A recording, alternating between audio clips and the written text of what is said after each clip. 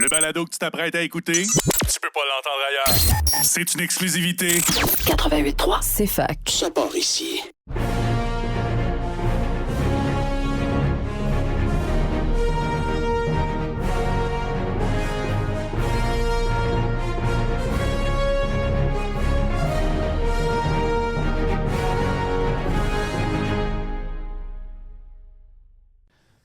Bonjour à tous et à toutes, bienvenue à un nouvel épisode du Popcorn de l'Infini. Aujourd'hui, mon Dieu, je vais présenter mon co-animateur. Avant toute chose, c'est David Mercier, vous venez de l'entendre rire. Comment ça va, David? Ça va encore bien. Oui, ça va encore bien. Bon, génial. Aujourd'hui, donc, on parle du film de 2011, X-Men First Class. On se souvient là, que tous les X-Men sont rendus canon en raison de la présence de Wolverine dans Deadpool et Wolverine. Et puis là, ben, ils reviennent là, tranquillement là, dans le prochain Avengers Doomsday. Le cast original des X-Men revient. Donc, ceux sont officiellement plus canon qu'ils l'étaient jusqu'à présent. Donc, First Class est quand même un semi-spin-off, si on veut. C'est un prequel, on s'entend, mais on se souvient du désastre qu'a été X-Men Origin Wolverine et du projet aussi qui était de faire des origin stories des personnages principaux des X-Men. Je te coupe, là. On peut-tu dire que c'est un prequel, mais c'est pas... Prequel reboot. C'est un pre-boot. Ouais, c'est ça, pre-boot. Mais c'est ça, c'est un pre-boot. C'est bizarre comme film. C'est bizarre, c'est très... c'est spécial la façon qu'ils l'ont recommencé. Ouais, c'est ça. Puis même qu'ils vont devoir vivre avec les conséquences de ça, parce qu'ils vont quand même faire 4 films avec ce cast-là. Donc, ils vont faire Days of Future Past qui mélange un peu là, les deux univers des X-Men. Puis après ça, Apocalypse et Dark Phoenix. Donc, on est pris avec eux pendant un petit moment. Donc, c'est ça. Donc, on retrouve, comme ça le mentionne, First Class. Donc, on se retrouve au début vraiment là, des X-Men, même à l'enfance même de Charles Xavier. Qu'on comprend, le manoir, c'est sa maison. Oui, on comprend qu'il est riche. Oui, c'est ça. On comprend qu'il était riche et qu'il était un mutant. Mais il est encore. Oui, c'est ça. Je sais pas comment il fait est son encore argent. Mutant aussi. Ben, en théorie, il est mort dans l'univers. En tout cas, il le ramène. Mais bref, c'est bien compliqué. Donc, First Class, c'est ça, un pre-boot, comme tu le mentionnes. On change de réalisateur pour un réalisateur qu'on va connaître surtout pour d'autres projets qu'il va faire plus tard. Là. Au moment c'est Matthew Vaughn. Là, au moment de faire ce film-là, il avait quand même fait Stardust, qui avait été un petit succès, et il avait fait également Kick-Ass l'année d'avant. Mais aujourd'hui, il est plus connu pour avoir fait les Kingsman, donc d'autres adaptations de bande dessinée, mais hors MCU, je pense que c'est Marvel qui les possède quand même, là, mais bref, à l'extérieur de tout ça. Un réalisateur là, que je qualifierais de très grand public et très dynamique. Il aime ça des films quand même fast-paced. Je sais pas si tu as déjà vu les Kingsman. Non. Non, c'est des très bons films. C'est des bons films d'action, mais c'est ça reste des films quand même assez je ne veux pas dire formatés, mais très, très nerveux. Les choses se passent vite. Puis on retrouve beaucoup de ces codes-là dans ce film-là. Donc là, on commence à l'enfance, mais on s'entend que rapidement, on passe à l'âge adulte. Là, ça se passe surtout dans les années 60. Donc, on retrouve Charles Xavier, on retrouve Raven, on comprend donc Mystique, on comprend que les deux sont amis. Donc, oui, clairement une relation frère et sœur. Oui, exactement. Donc, qui, eux... vivent leur vie, là. Ils étaient à l'université, puis tout ça. Puis à un certain moment, ils se font contacter par la CIA, la CIA qui enquête sur... Rappelle-moi sur quoi exactement, là. C'est que c'est un peu flou, là. On comprend que c'est la guerre froide, on comprend qu'il y a une dynamique avec les Russes, puis qu'il y a le super vilain là, qui est joué par Kevin Bacon, qui est Sebastian Shaw, qui... ça tombe bien. Et aussi, on va dire, celui qui a tyrannisé Eric Lencher, alias Magneto, qui a tué sa mère et tout ça. Fait que, évidemment, la convergence va arriver. C'est ça. Il y a un groupe de mutants qui ont des mauvaises intentions, qui veulent déclencher la guerre froide pour rebâtir un monde nouveau juste pour les mutants parce qu'eux autres qui allaient somehow résister survivants. à la guerre thermonucléaire. Là. Fait que c'est ça, la CIA, pourquoi ils appellent, je pourrais pas te le dire, je me rappelle plus. Mais pour vrai... Ben, en fait, c'est qu'il y a une agente... Ils veulent stopper ça. Il y a une agente de la CIA là, qui est jouée par Rose Byrne dans le film. Elle s'appelle Maura McTaggart, qui infiltre un peu, puis remonte un peu le cours jusqu'à Sebastian Shaw, et puis qui entrevoit un peu tout ça, mais qui assiste surtout au fait que Sebastian Shaw, d'une quelconque façon, là, parce qu'on reviendra après ça sur X-Men Origins, là, mais a sous son aile ou comme bras droit Emma Frost.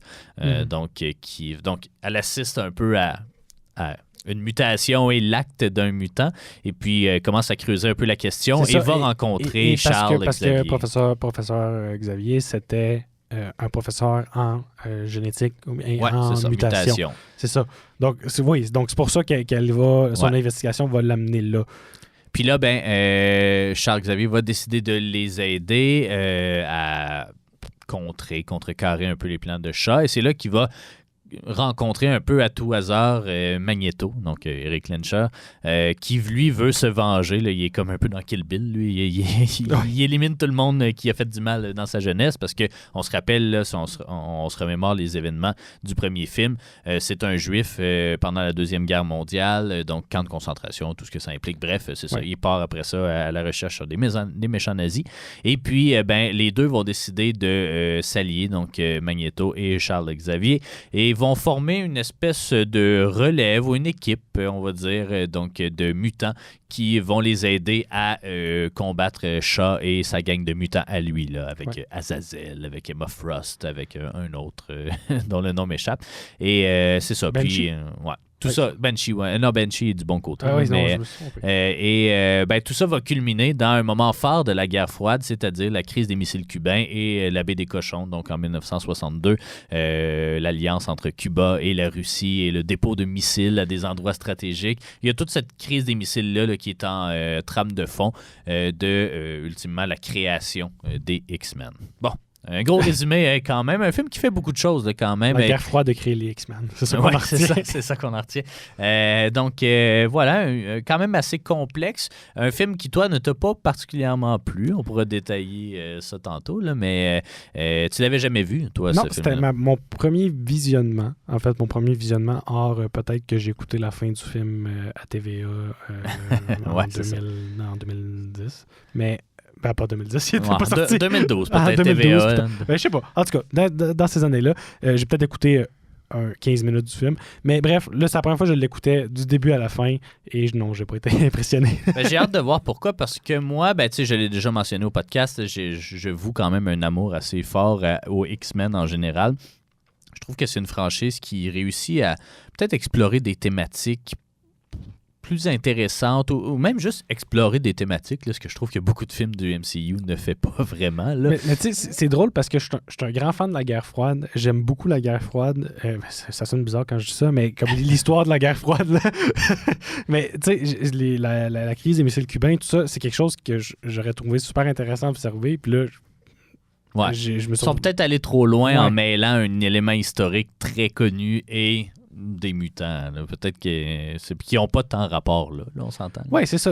En fait, c'est comme si les mutants avaient créé la crise à Cuba, alors que c'est pas le cas. Là. Ouais. Des mauvais mutants avaient créé la crise à Cuba, alors que ça s'est passé sans eux. Mais là, on est dans un monde parallèle, là, David. On n'est pas dans le vrai monde, là. non, mais c'est drôle que un film qui a tous les éléments pour me gagner, la guerre froide puis des super-héros, ne m'a pas gagné. Fait que j'espère pouvoir mieux l'expliquer. Ouais, c'est ça. Mais moi, peut-être qu'au contraire, je suis un peu trop nostalgique de la belle époque des X-Men. Moi, je les aime d'amour, les personnages des X-Men. Là, Magneto, Xavier, Mystique. C'est ça, je les aime beaucoup. Puis je trouve que tu sais, souvent dans les... Puis je reviendrai tantôt, mais souvent dans les prequels, je suis moyennement intéressé par les éléments dont on veut me raconter les origines. Tu sais, mettons, je me souviens de Solo à Star Wars Story, là, tu sais, il m'explique, bon, d'où c'est qui vient le fusil de Han Solo? D'où c'est qui viennent ses bottes? D'où c'est qui vient son nom de Han Solo? Ça m'intéresse pas vraiment. Puis là, c'est ça, c'est probablement mon amour, mais tu sais, là, on explore un peu les origines du Cérébro. On explore certaines dynamiques. Tu sais, on comprend dans la première trilogie d'X-Men que c'est une espèce de rivalité entre Magneto et Charles Xavier. On comprend que c'est des amis qui ont eu des différends dans le passé. Puis là, ce film-là en particulier, mais les autres films aussi qui s'en viennent, vont explorer justement où est-ce que leurs chemins se sont séparés. On comprend que c'est au niveau idéologique là aussi. Puis tu sais, moi j'ai toujours aimé ça, des films de grands rivaux qui se respectent et tout ça. Là. Fait que c'est sûr que ça me parle un petit peu. Puis effectivement, il y a des affaires vraiment weird là, qui se passent dans ce film-là. Le fait que Mystique, finalement, dans la trilogie originale, elle avait 70 ans. Quand elle faisait, tu sais, elle change de face puis de tout. Fait qu'elle peut bien ressembler à ce qu'elle veut. Là. Mais si on suit les événements de ça, elle est aussi vieille que Charles Xavier et Magneto, donc 70 ans. Mais en fait, c'est ça. Non, c'est expliqué dans le film, par contre, que ces cellules c'est vrai, vieillissaient 2 fois moins vite. Ça, c'est expliqué dans le film, ce que j'ai apprécié, parce que j'avais besoin d'une explication. Mais il y a d'autres choses qui font pas de sens par rapport à Mystique, par exemple. Pourquoi qu'elle ne reconnaît pas... J'allais dire François Xavier. Charles Xavier. Pourquoi qu'elle ne le reconnaît pas dans 2003? T'sais, on retourne en arrière, mais on réécrit. C'est un preboot. C'est peut-être avec Days of Future Past. On verra. On est comme à moitié de comme... On essaye d'expliquer l'origine des personnages qu'on connaît, puis... Après ça, on l'a réécrit. Je sais qu'il y a des Future Past après. Je sais, j'en suis conscient, mais ils n'ont pas écrit First Class en pensant qu'il allait faire. Non, c'est ça, Days of Future Past. Ouais. Je vois Days of Future Past comme une réaction aux gens qui ont réagi. Effectivement. Mais comme pourquoi pas avoir. Je trouve que le Mystique, ça me fâche. Ça me fâche beaucoup qu'il l'ait inclus autant. En même temps, d'un autre point de vue, ça lui donne un côté plus aimable parce que dans la trilogie, pas tant aimable. D'une tueuse un peu froide et détachée. C'est ça. Vers la fin, elle a retrouvé un semblant d'humanité. Oui, c'est ça. Mais on dirait que elle n'avait pas tant de cœur que ça. Non. Là, on voit que, bon, c'est quelqu'un avec un bon fond. Mais tu sais... C'est ça, j'ai bien de la misère avec ça, là, avec comment ils ont fait ça. On va pouvoir approfondir ça et surtout approfondir le comics d'origine duquel le film n'est à peu près pas basé. On parle de tout ça là, et de l'origine de certains des personnages tout de suite après la pause.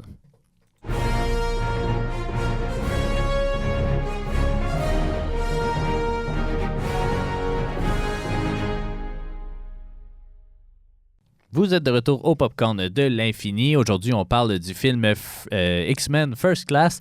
David, X-Men First Class, c'est une série de comics ou un numéro? Non, c'est plusieurs numéros. C'est plusieurs numéros. C'est une série de comics, en fait, qui est sortie en 2006, qui se veut un retour en arrière pour retourner aux origines, un petit peu sans réécrire nécessairement l'origine, là, juste retourner à la première classe de Professeur X et ses mutants. Donc, on retourne carrément au comic de 1960 dans cet univers-là, mais avec des histoires soit nouvelles ou des histoires adaptées. Pour retourner à cette époque-là avec nos favoris, Scott Summers, Cyclops, Jean Grey, Beast, Iceman, donc Bobby, Angel, puis Charles Xavier. Storm n'est même pas là. Storm n'est même pas là. Non, elle apparaît plus tard. Donc, c'est ça. Ça, c'est la classe originale des années 60, alors que là... Vu par le comics des années 2000. Vu par le comics des années 2006, c'est la classe originale aussi dans les années 60. Okay. Là, donc, c'est vraiment... Ils n'ont pas réécrit l'histoire avec les comics de 2006. C'est juste ils les ont modernisés. Genre, mettons, il va y avoir une référence à une Xbox, là, par exemple, dans les comics de 2006. Parce que, X-Men, Xbox... En tout cas. Je pense que Charles Xavier a une boîte avec des Xbox. C'est ça, il l'appelle la Xbox, puis là, ça fait bien rire Bobby. Bref, alors que dans le film, on va avec un roster complètement différent, à part, mettons, Charles Xavier, là, mais on rajoute Magneto dans l'équipe, on rajoute... Beast était là, Beast est toujours là, Havoc, Mystique, Banshee, puis Azazel, eux autres viennent de d'autres époques. Pas Azazel. Azazel, lui, c'est un vilain. Ouais, mais même, j'inclus toutes les Banshees, j'inclus toutes les... Parce qu'il y a celle qui vole là, le papillon, là, je me souviens plus comment ça s'appelle, mais je l'ai ici je m'en quelque part. rappelle pas. Ben, c'est ça, c'est parce qu'ils forment... c'est Angel, mais c'est pas la même Angel que... Ouais, c'est ça, ils ont refait Angel, mais bref. Je l'ai pas mentionné parce que bon. Ouais. En fait, je mentionne Azazel parce que c'est un mutant qui provient des comics, qui est inspiré des comics, même si c'est un vilain. Là. Ouais. C'est comme l'inverse du Nightcrawler, là, un peu. C'est comme, il est rouge au lieu d'être bleu, puis il se téléporte un peu partout. Il a un peu les mêmes pouvoirs, ouais, oui. C'est ça. Un gros facteur là, qui rend, qui pour moi, enlève beaucoup au film, c'est l'absence totale de Jean Grey. Je sais que ça ferait pas de sens de la mettre dans les années 60 parce que, ben... Ouais, c'est ça. Non, ça...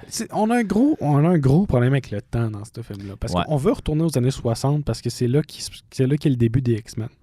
C'est là qu'on a commencé. Mais en même temps, on a le facteur du temps réaliste parce que dans les comics, Charles Xavier, dans les années 60, c'était quand même un homme âgé. Là. Ouais. Il était déjà chauve, tu sais. Mais... Puis aujourd'hui, ben, dans les comics récents, il est toujours... Il a à peu près le même âge. Il est un petit peu plus vieux, là. Mais... Parce que tu nous disais, là, c'est quoi, c'est 4 ans? 4 ans de comics pour 1 an dans la vie réelle. Ce qui veut dire... dans les X-Men, ça n'existe pas. Non, mais dans les films, tu peux pas faire ça. Non, c'est ça. Fait que c'est pour ça qu'ils ont rajeuni autant Charles Xavier, puis ils ont autant Magneto. Puis ça, j'ai pas aimé ça, mais j'aurais-tu fait différemment? En fait, j'aurais pas fait le film des années 60. Si tu veux mon avis. Je sais que c'est un clin d'œil aux comics, mais tant qu'à faire un film qui n'a aucun rapport avec les comics d'origine des années 60, pourquoi retourner dans les années 60? Bon, je sais pas. Xavier Magneto, par contre, on reste quand même dans des personnages qui sont assez... fidèles. Assez fidèle. Là. Mettons, on a un Charles Xavier avant son accident que j'ai trouvé quand même intéressant. Puis par contre, au niveau du conflit idéologique entre les deux, dans les comics, c'est un très long slow burn. Puis t'as un gros conflit idéologique entre les deux, alors que dans le film, ben, c'est pas mal plus intense. Puis de base, ils s'entendent, mais ils s'entendent pas en même temps. Le côté pacifiste de Charles Xavier, je l'ai moins vu dans ce film-là. Ouais, effectivement. Je l'ai moins vu. Il était plus jeune aussi. Mais il y a une attitude de jeune aussi. Ouais, mais ce que j'ai trouvé bien quand même, un peu déstabilisant parce que, tu sais, on dirait que Patrick Stewart, c'était tellement la sagesse incarnée. Ouais, il est toujours posé. Puis même si on comprend qu'il y a certaines failles au personnage, là, dans le 2 avec son fils, le fils de l'autre, ou même dans le 3 avec comment il a traité Jean Grey, tu sais, je trouve que ultimement, c'est un good guy pareil. Puis là, ben, James McAvoy, on dirait, tu sais, il y a comme deux, ben, James McAvoy, le nouveau professeur Xavier, on y amène, c'est ça, on y amène de l'imperfection, tu sais, cette attitude-là un peu arrogante, effectivement, mais même le traitement qu'il va faire de Mystique, qui va peut-être expliquer pourquoi éventuellement elle va s'en aller du côté de Magneto, là, mais tu sais, le fait qu'à un moment donné, il a la voix bleue, puis il est comme, habille-toi, je sais pas trop quoi. Là. Non, mais c'est ça, il accepte pas Mystique pour qui elle est. En fait, il avait besoin d'une raison. Moi, je trouve que c'est ça a été paresseux parce qu'il y a besoin d'une raison un peu pour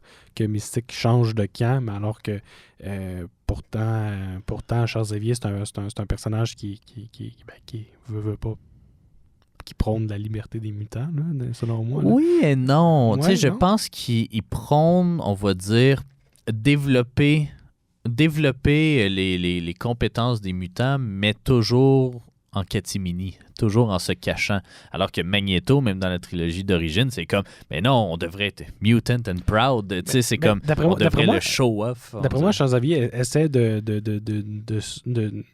d'un peu faire le héros pour que les mutants soient justement bien vus. Pas nécessairement en cachette, là, mais, mais reste que... C'est qu'il veut... Il veut... je sais pas comment le dire. Il veut comme apprendre à se... Tu sais, mettons, si on parle... C'est quasiment du conformisme. Là. C'est comme, on va apprendre à vivre avec ta condition pour que tu sois apte dans le monde. Alors que Magneto, c'est comme, mais non... c'est notre monde aussi, donc on va être qui on veut. En fait, Magneto, c'est carrément une supériorité. Là, oui, ouais, c'est ça. En plus. Qui n'est pas très développé dans ce film-là. Non, pas dans encore. ce film-là, non. Mais c'est ça que j'ai moins aimé, mais je comprends aussi que c'est l'origine. Puis c'est Ouais. Mais on voit déjà comme des traces parce qu'on sait déjà où est-ce que ça va finir. Ouais, exact. Contrairement, mettons, quand les comics ont commencé. Là. Ouais. C'est ça. Ben écoute, tu sais, ça reste que aussi une grosse. Qu'est-ce qui a été emprunté dans le comic? Parce qu'il y a un comic X-Men, X-Men First Class. Ouais. Ce qui a été emprunté, parce qu'il n'y a rien d'autre qui a été emprunté, là, ce qui a été emprunté, c'est le ton. Le ton du film, j'ai trouvé pas mal plus jeune, moins sérieux. Alors que c'est ça, quand on regarde, mettons, X-Men First Class dans les comics, c'est les X-Men, le début des X-Men raconté du point de vue des X-Men quand ils venaient d'arriver dans l'équipe. Ouais, c'est ça. Pas du point de vue de Charles, alors que le film est très centré sur Charles et sur Magneto. Là. C'est ça. Alors que si on parle de, mettons, du comic, on va se concentrer. Il y a un comic qui va se concentrer sur Cyclops, un comic qui va se concentrer sur Bobby, un comic qui va se concentrer sur Jean Grey. Ouais. Mais ils sont quasiment accessoires, la First Class. Là. C'est ça. La First Class était lousse un peu dans ce film-là. Mais ce qu'on a emprunté, c'est le ton. On a vraiment le ton de rajeunissement, parce que c'était ça aussi le but du comic de First Class, rajeunir la franchise. Ben, le film a un peu ce but-là, en quelque sorte. Mm-hmm. Puis je pense aussi que c'est peut-être pour on va dire, pour adapter d'une quelconque façon la formule du MCU qui commençait à populariser, là, c'est-à-dire un film plus accessible, un ton plus comique, des comic relief, des trucs comme ça. La première franchise X-Men a quelques jokes ici et là, surtout dans l'attitude de Wolverine puis tout ça, mais ultimement, c'est très sérieux. Les Spider-Man aussi sont assez sérieux malgré quelques petites touches d'humour. Bon, les Fantastic Four, ça dépend du film, là, mais c'est ça. Je pense que les films à l'extérieur du MCU se prenaient au sérieux, ce que le MCU finalement fait moins d'une certaine façon. Fait qu'on s'est dit, on va adopter un ton gagnant aussi, puis un ton qui était, j'imagine, éprouvé dans les comics. Là. Je pense que les gens ont probablement aimé le comics First Class, sinon ils l'auraient pas brandé. En fait, c'était un bon comic, puis il y a des gens qui se sont rendus au cinéma en espérant que ça soit adapté, qui ont été vraiment déçus. Moi aussi, d'ailleurs, j'ai commencé par lire le comic avant de voir le film, mais je savais à quoi m'attendre, parce que je savais déjà un peu les différences entre les deux, mais quand même, c'est rough, là. Puis aussi, je trouve que les élèves de Charles-Xavier n'ont pas appris grand-chose, là. Non, parce qu'en moment, il y a toujours une leçon qu'ils apprennent, puis c'est central au X-Men. L'école n'est pas encore formée, même à la fin du film, à la fin du film, c'est là qu'on comprend que, OK, là, je vais partir ma First Class. Ouais, mais c'est comme la classe Zero. Là. Un point central des X-Men, c'est que, mettons, Professeur X apprend des choses après une aventure, puis des fois, je dis que c'est un cadre central, c'est pas toujours ça, là, mais selon moi, ce que ça aurait pu être, c'est une occasion manquée. Mm-hmm. Mais bon. On est dans le passé, on est très loin dans le passé, les personnages sont très jeunes. Il marchait, là, c'est ça. Il y avait trop de confiance quand il marchait, là, quand il s'est ramassé en chaise roulante, là, il a fait bon, là, gars, on va take it down a notch. Thor s'est fait exiler, Xavier s'est ramassé en chaise roulante. Ça change. C'est toutes des choses qui changent les gens. Mystique, présenté comme avoir grandi avec Charles. Ce qui a été totalement inventé pour le film. Ça sort d'aucun comic, là, puis c'est pas... ils n'ont aucun lien familiaux, amicaux, whatever. Ça a été juste rajouté dans le film pour rajouter du drama. Fait que c'est ça, puis il y a un gros thème central aussi du film qui est pas tant présent que ça dans les comics. C'est la guerre froide, l'espionnage, la CIA, tous ces facteurs-là, ce qui fait que je trouve que les X-Men sortent de leur cadre habituel, puis leur cadre qui devrait être, c'est qu'ils, de base, là, ils travaillent avec le gouvernement, alors que dans la première trilogie, mettons, on n'avait pas ce genre de collaboration-là, puis ce qui est selon moi le plus avec le point des X-Men, le point des X-Men, c'est qu'ils sont traités différemment. Là, j'ai trouvé qu'au départ, à la fin, ça se reprend, bien sûr, mais j'ai trouvé que au départ, Magneto n'avait aucune raison de se radicaliser, à part son passé, là, mais il n'y avait aucune raison. Je veux dire, il était pas maltraité, puis là, il y avait déjà des idées radicales. Pas maltraité, bon. C'est relatif, là, mais ce que je veux dire, c'est que la collaboration qu'il y avait avec le gouvernement, je la trouvais spéciale, puis je la trouvais irréaliste là, dans le cadre des X-Men. Au niveau de la bête, de Hank McCoy, c'est vrai que de base, il a commencé sous forme humaine. Donc, il a commencé avec juste les pieds avec des doigts. Puis que sa forme de bête s'est développée graduellement avec des expérimentations qu'il a faites sur lui-même. Mais, tu sais, dans les années 60. Mais bon, pas exactement comme dans le film, mais j'ai trouvé ça quand même une partie intéressante du film qui ont rajouté là, un peu l'origin story de Hank McCoy. Ils ont-tu rajouté la romance entre lui et Mystique? On dirait que j'ai comme un vague souvenir que c'est-tu dans la série animée des années 90, je me souviens plus, mais que même à un certain point, elle et Mystique et The Beast, c'est comme les parents de Nightcrawler. Il me semble que j'ai déjà vu ça en quelque part, puis, entre autres parce qu'ils sont bleus. Là. C'est l'association est facile, là, mais... Non, mais c'est comme... Il y a beaucoup de... Mettons, dans les comics, là, il y a eu des what-if ou du teasing du genre, mais c'est pas... À la base, dans les années 60 ou même dans le First Class, Mystique n'était pas là dans le First Class. Mais même dans le film, c'est pas si clair que ça. Là. Oui. C'est clairement... Oui, il y a de la romance, puis après ça, dans les autres films, ils vont à fond. Là, mais... Je me rappelle plus tant de ça des autres films. Là. Mais bref...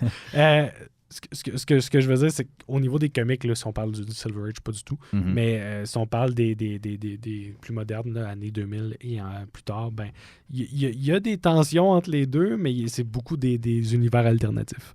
Des what-if, puis du teasing pour peut-être faire référence à de quoi, mais rien d'officiel qui s'est passé. Fait que non, c'est pas comic accurate. Ça.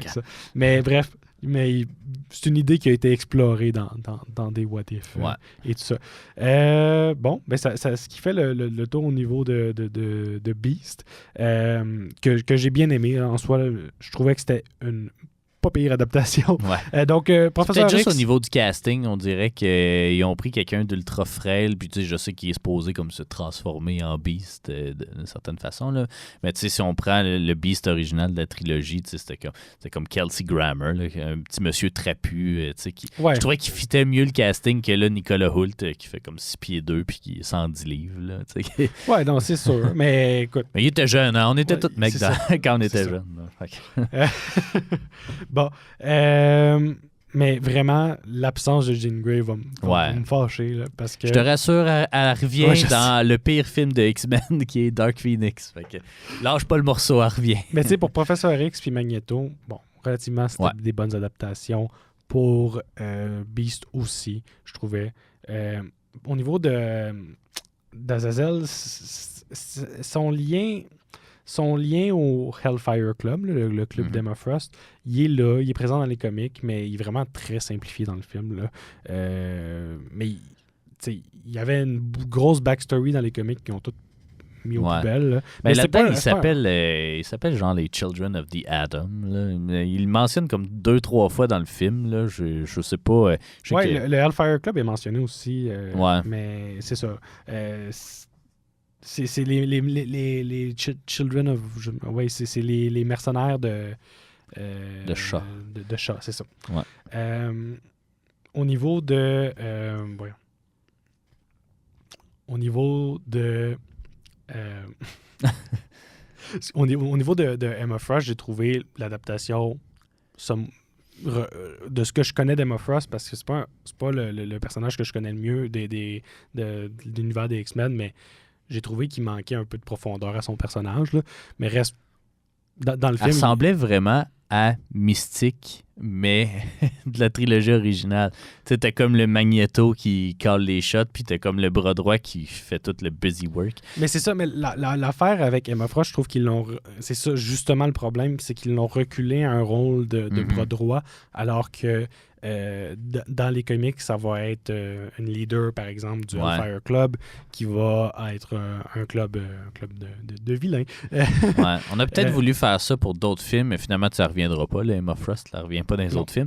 Mais peut-être qu'on a voulu éventuellement, un peu comme Mystique, là, dans la trilogie originale, a fini par se détacher de Magneto. On a peut-être voulu faire ça, mais finalement, on a changé de C'est ça. direction. Puis Emma Frost aussi, c'est un personnage qui est complexe parce que va avoir aussi un bon côté, mais presque on n'aura jamais la chance de le voir. Donc ça, selon moi, il y a beaucoup d'opportunités manquées au niveau Ouais. d'Emma Frost. Pourquoi l'inclure si on va juste la reléguer comme bras droit? Puis il y a Bon. déjà un petit plot, une incohérence si on veut, parce que X-Men Origin Wolverine présentait Emma Frost comme la sœur de la femme de Hugh Jackman, en tout cas de Wolverine. Puis là, tu sais, je me souviens plus dans quelles années c'est, mais c'est au moins dans les années 80. Là. Ouais, c'est ça. Ça fait Puis pas. là, ouais, c'est ça. Tu sais, on a deux Emma Frost dans le même univers. Ça va pas. Ouais. Bref. Tout ça pour dire que Emma Frost, ils l'ont échappé, selon moi, dans ce film-là. Il y avait des meilleures façons de faire un personnage qui est très intéressant Mhm. dans les comics, qui a une histoire, une backstory très intéressante. Fait que c'est ça. Puis, au niveau de Banshee, ça va être... Celui qui lance des ultrasons, là, Oui. c'est ça? Ouais. qui va lancer des ultrasons. Ça va être... Oui, il va avoir dans les comics, mais le film a vraiment accéléré sa backstory, puis sa culture aussi. C'est un Irlandais. OK. C'est un Irlandais dans les comics, puis il y a une backstory riche que le film va carrément ignorer. Bon, Ouais. sûrement par manque de temps. Là. Le film faisait déjà quoi, 2h15? Ouais. Bon. Fait que c'est ça, tu sais, je trouve que ça me fâche qu'il y ait eu tant de potentiel. Il y avait des personnages avec du potentiel dans ce film-là. Je les ai pas tous mentionnés, là, mais il y avait du personnage. Il y avait aussi un Alex Summers Ouais. qui avait beaucoup plus de potentiel qui n'a pas été exploité. Fait que, Mhm. Je sais pas si on voulait l'exploiter à un moment donné, puis on le fera juste jamais finalement, ou si vraiment c'était le but de comme juste faire gala. On va amener des super-héros, ou en tout cas des mutants dont on parle moins, puis comme... Mais ça fait longtemps que j'ai pas écouté Days of Future Past. Je pense que je l'ai écouté quand il est sorti au cinéma, c'est tout. Là. Mais tu sais, j'ai hâte de voir, parce que Days of Future Past, je veux pas, c'est une réaction critique Ouais. du film qu'on a regardé, là, de First Class. Fait il essaie de corriger des choses.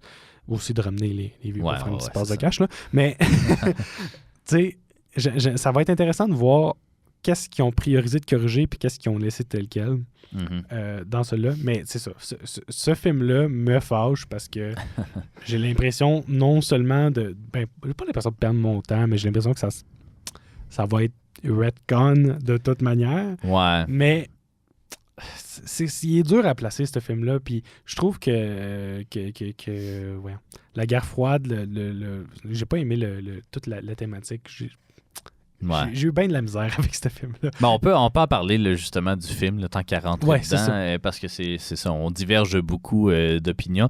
Moi, ben honnêtement, puis tu sais, j'ai constaté, plus je vieillis, puis plus je constate ses failles et surtout peut-être son attrait pour un public un peu plus jeune. Quand je l'ai vu, j'étais probablement le public cible de ce film-là. Là. 2011, ça nous amène... ça m'amène à 19, je sais pas, 19 ou 20 ans, je sais plus.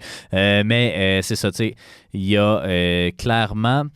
J'ai aimé, c'est ça, son rythme un peu plus fast-paced, puis je pense que je le retrouve aussi dans d'autres films du réalisateur, puis tu sais, qui peut-être fait avec un peu moins de pression. Là, c'est sûr, X-Men, il arrive avec un cadre quand même assez défini, duquel il peut pas trop déroger. Il va le faire quand même pas mal, finalement. Mais c'est ça, tu sais, peut-être que dans une histoire un peu plus originale, comme Kick-Ass ou comme Kingsman, il peut un peu plus mettre sa touche ou mettre les éléments qu'il veut faire, que là, dans X-Men, ben, il se le fait un petit peu reprocher. Moi, j'ai pas lu les comics de X-Men, puis pour moi, First Class a toujours été un bon film, un bon prequel, parce que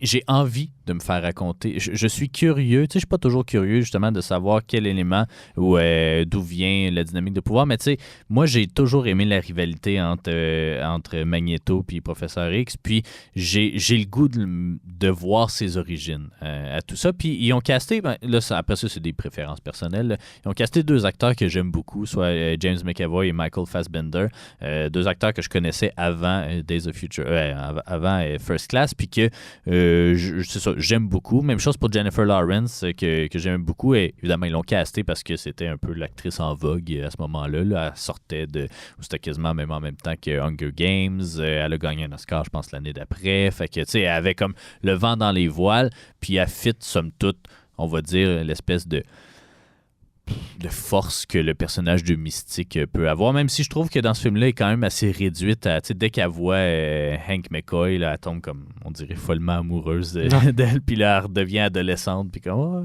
il est tout cute. Mais bref, c'est ça, tu sais, j'ai aimé ça, puis j'ai aimé...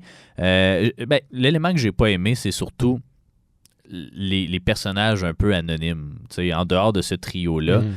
Même le vilain Sebastian Shaw, on n'en a pas tant parlé là, dans les comics. Là, c'est pas pour rien, j'imagine. Il n'y a pas une grande place. Je sais même pas, il devait exister, là, mais comme il n'y a pas une grande place dans le lore, puis il y a un gros lore, là, les X-Men. On va l'explorer plus tard dans d'autres films. Tout ce qui est avec Apocalypse, puis tout ça, tout ce qui est égyptien, les sentinelles. Bref, il y a un gros lore qu'on va finir par exploiter. Sebastian Shaw, on dirait quasiment que c'est l'histoire de Captain America, là, d'une certaine façon, l'espèce de nazi / russe méchant versus les Américains gentils. Sebastian Shaw, oui, il existe dans les comics, c'est un leader du Hellfire Club, mais c'est pas mon personnage préféré. J'ai pas lu tant de comics avec. Mais c'est parce qu'il fait rien. Il sert à rien, essentiellement. Là, dans le film, encore plus. C'est ça, son pouvoir, c'est essentiellement de prendre de l'énergie puis de la renvoyer. Mais c'est ça, c'est pas le personnage le plus important. Emma Frost est bien plus intéressante que lui, mettons. Là. Puis on se demande même à un certain moment pourquoi Emma Frost, ça fait pas juste le tuer puis comme juste voler de ses propres ailes. Là. Sebastian Shaw, il est poche un peu. Mais bon, c'est ça. C'est ça. Il n'y a pas de vilain vraiment charismatique dans ce film-là.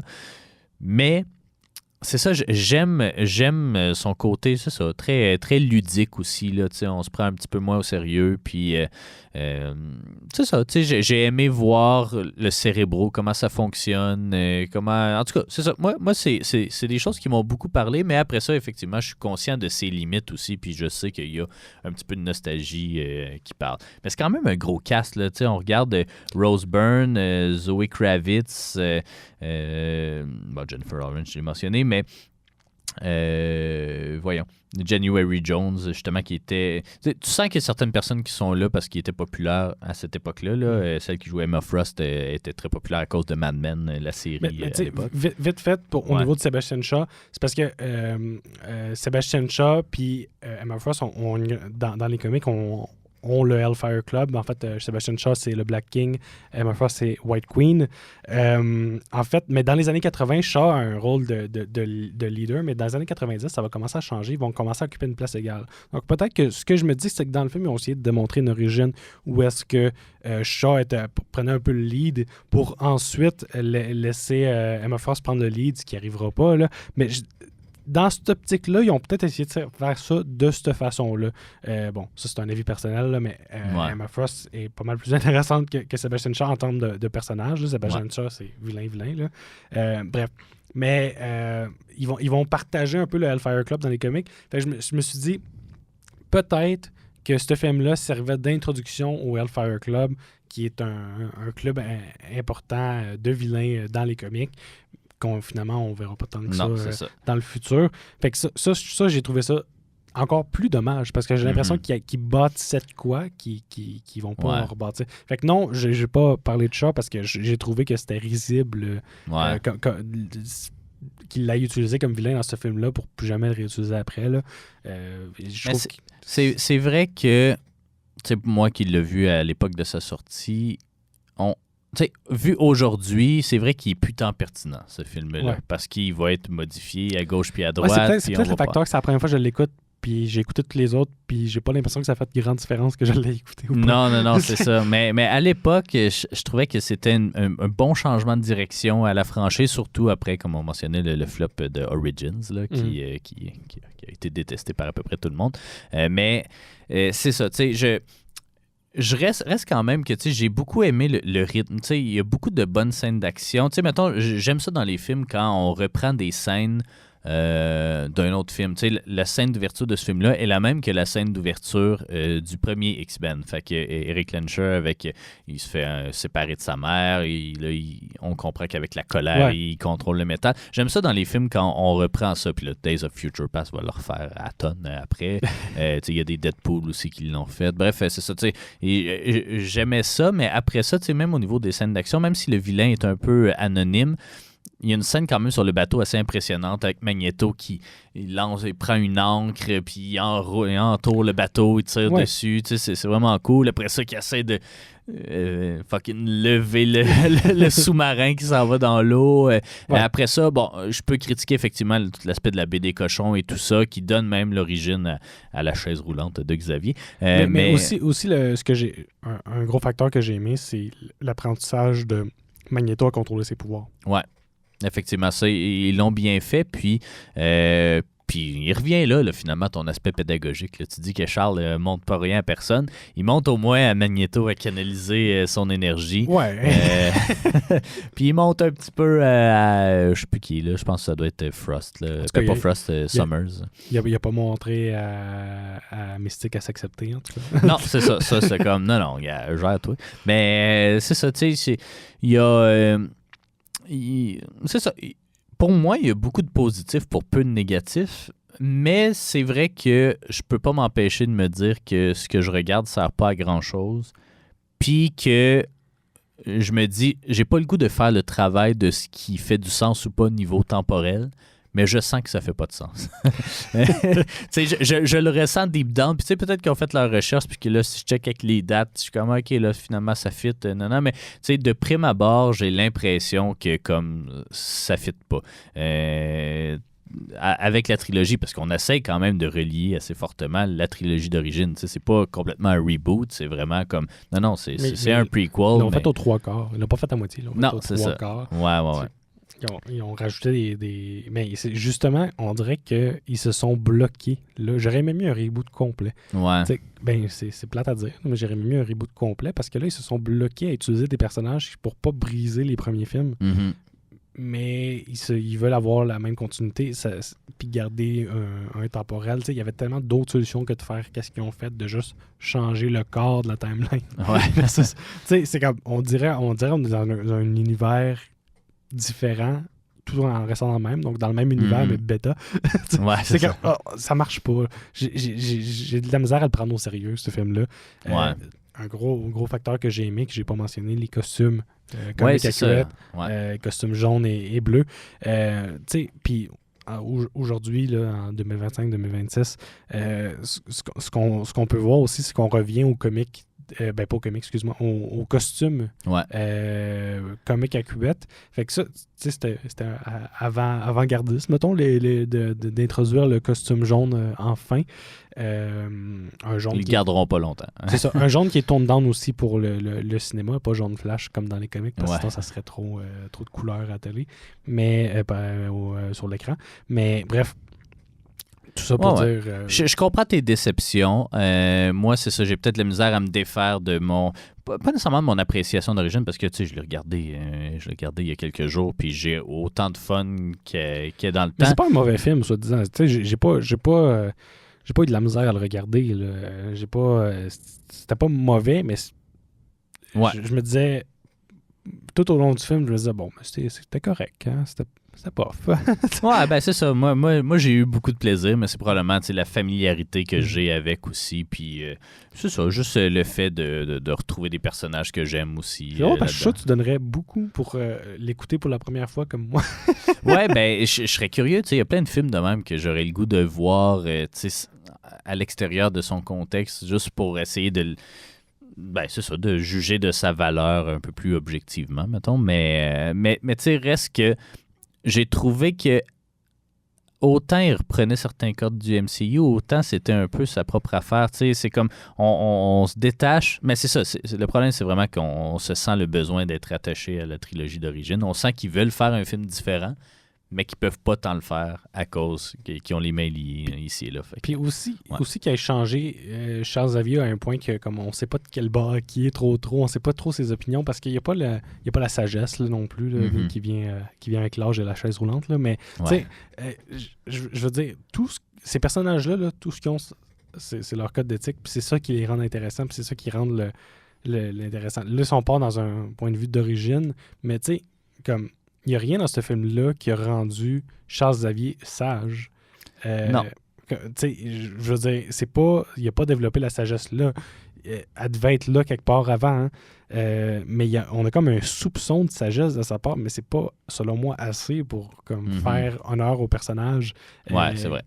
qu'il peut être. Puis, tu sais, selon moi, c'est ça, c'est ce que ces personnages-là ont, c'est leur code d'éthique, tu sais. Comment qu'ils agissent, c'est ce qui fait, selon moi, le cœur de ces personnages-là. Puis là, ben, ça me manquait un peu dans ce film-là. Ouais. C'était pas là, selon moi. C'était pas mal plus junior, mais c'était un peu le but aussi du film. Ouais, c'est ça. Proposer quelque chose de différent, une offre différente, puis essayer surtout de réparer les pots cassés avec Origins Wolverine.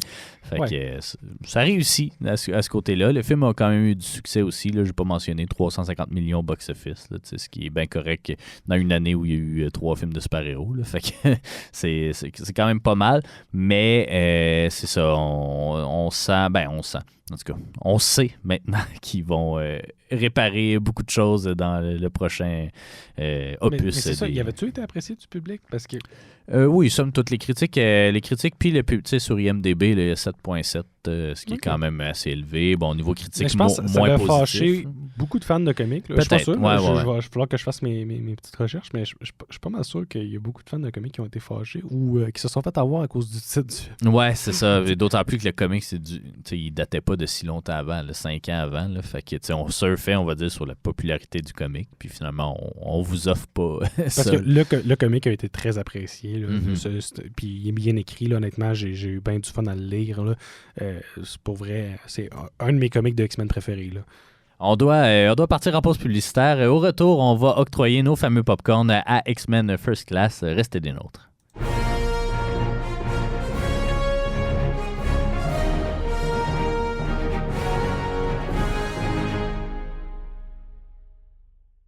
Vous êtes de retour au Popcorn de l'Infini, donc c'est le moment d'octroyer nos fameux Popcorn de l'Infini à X-Men First Class.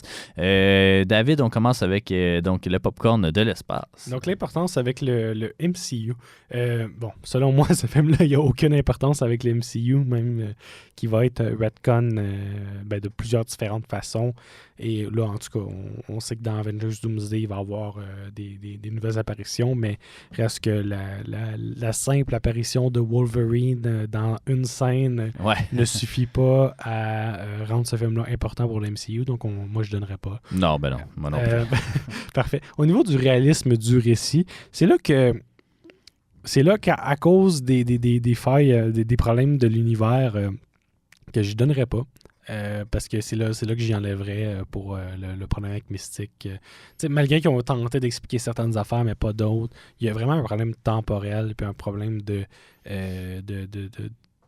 personnages. Là. Retourner dans le passé puis réécrire un peu une partie de l'histoire sans toute la réécrire. Pour moi, c'est pas c'est ce qui manque. Il manque de réaliste. Au niveau de l'histoire... la crise de missiles, je suis comme, est-ce que le gouvernement a vraiment collaboré avec des mutants? Ouais, c'est parce que c'est quand on tombe dans ce réalisme-là, c'est qu'on se dit, OK, mettons que c'est dans les années 60 qu'ils apprennent que la population générale apprend qu'il y a des mutants.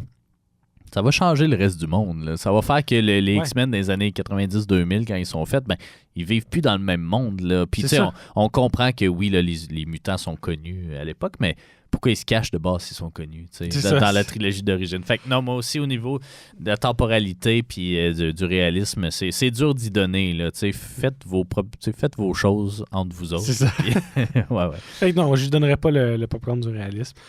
Au niveau du pouvoir, la qualité des scènes d'action et des effets spéciaux, là, j'ai été Ouais. vachement impressionné, là, quand Ouais. même au niveau, justement, la scène forte avec l'ancre autour du bateau. Ouais. Euh, La scène le vers la fin sous-marin aussi. qui sort de l'eau. Tu sais, pour vrai... La oui. bataille finale aussi, tu sais, tout se peut. Ouais. Toutes les scènes d'action se peuvent. Puis, tu sais, la transformation de Mystique, tu sais, c'est ça. Il n'y a aucun effet spécial Il y a rien qui qui me a choque, mal là. vieilli. Là, Non, vraiment. non. Fait que- Il n'y a rien qui me choque Ouais. là-dedans. Ça fait beaucoup de sens. Fait que oui, on lui donnerait le popcorn du pouvoir. Le popcorn de l'âme, le respect de l'âme du matériel source, le comic accuracy, moi, je donnerais un gros 0. Parce que je vous ai déjà expliqué pourquoi Ouais. les auditeurs, mais en gros, il y a trop c'est que les d'incohérences, là. éléments qui ont réussi, c'était des éléments qui étaient à peu près présents dans la première trilogie. C'est là, ça. ultimement. Il n'y a rien que je trouve qui ont bien adapté. Il y a certaines victoires ici et là. Les costumes, oui. Mais à part ça, je peux pas y donner. Pas de popcorn de l'âme. Le popcorn de l'esprit. Le fun factor, le bon scénario. Toi, tu as eu du fun. Ouais. Toi, non. Fait que ça ben, serait une demi par défaut. Là, pas bien pour vrai, j'ai pas eu pas de fun, mais j'ai trouvé le temps long à certains moments. Fait que oui, pourtant qu'un film qui serait supposé m'intéresser, je veux dire, il y a tous les éléments pour m'intéresser. Il y a des mutants, des super-héros, il y a la guerre froide, il y a tous les éléments pour m'intéresser, puis malheureusement, il n'est pas arrivé à m'intéresser. Fait qu'on va y aller avec une demi popcorn. Pas le choix. Pour l'esprit. Au niveau du temps, est-ce que c'est un film qui est intemporel? Est-ce qu'on va en garder un souvenir? Je sais que tu vas en garder un souvenir, mais est-ce qu'il est intemporel? Ben, c'est parce que je peux pas tant... Tu sais, oui, j'en garde un souvenir parce que je l'ai apprécié, mais c'est qu'après ça, on va tellement le modifier ou l'oublier d'une certaine façon. Mais le film en soi, est-ce que tu le Ouais. réécouterais? Ben oui, je le réécouterai. Oui, ça c'est sûr, je l'ai écouté déjà plusieurs fois. Fait que oui. Mais, tu sais, c'est plus toi qui vas devoir trancher parce que moi, tu sais, c'est sûr que pour moi, il est très, on va dire, fondateur, même si on va changer certains de ces éléments pour les 3-4 films Je à trouve suivre. que c'est quand même le début du nouveau cast, ce qui fait qu'il pourrait être le début du nouveau cast. Je vais en garder un souvenir. Est-ce que ça va être un bon souvenir? Non. Ouais, mais c'est ça. je vais en garder un souvenir. Tu sais, pour vrai, je donnerais. Pour vrai, je trouve que c'est le point d'entrée de la nouvelle génération, de la nouvelle mouture des X-Men. Je pense que c'est un film qui va rester important pour un certain bout de temps. Fait que Je pense qu'il est moins marquant que Days of Future Past qui va venir, mais à l'époque, c'était... Mais reste quand même qu'on peut pas passer à côté. Non, c'est ça. Ben, Tandis que, mettons, Apocalypse ou Dark Phoenix, je pense qu'ils sont faciles à contourner ou à C'est ça. oublier, on va dire C'est ça. ça. comme Eux autres, ça. ils risquent de pas l'avoir. Ouais. Fait que c'est ça. Ça fait le tour de nos popcorn. C'est quand même une récolte correcte pour un film qu'on a dû patcher amplement dans le prochain film. Donc, j'aurais plus dit une récolte correcte pour un film correct. Ouais, Mais c'est pas ça que tu aurais dit, mais c'est correct. moi, je Ouais. le dis. Je te l'accorde. Donc voilà, c'était notre exploration, notre topo sur X-Men First Class de 2011. Prochain épisode, là, David, tu vas avoir beaucoup de devoirs à faire parce que tu t'attaques à un des plus anciens super-héros de Marvel, c'est-à-dire Captain America. The First Avenger, là, c'est le dernier pas avant le fameux Avengers. Donc, Alors, c'est le premier. Ouais, c'est ça, c'est le premier, mais c'est le dernier pas, la dernière marche de ce long escalier qui nous mène vers des Avengers. Donc voilà, prochain épisode sur Captain America. Merci beaucoup, David, d'avoir fait débroussailler là, tous ces comics de X-Men. On se retrouve dans 2 semaines. Merci.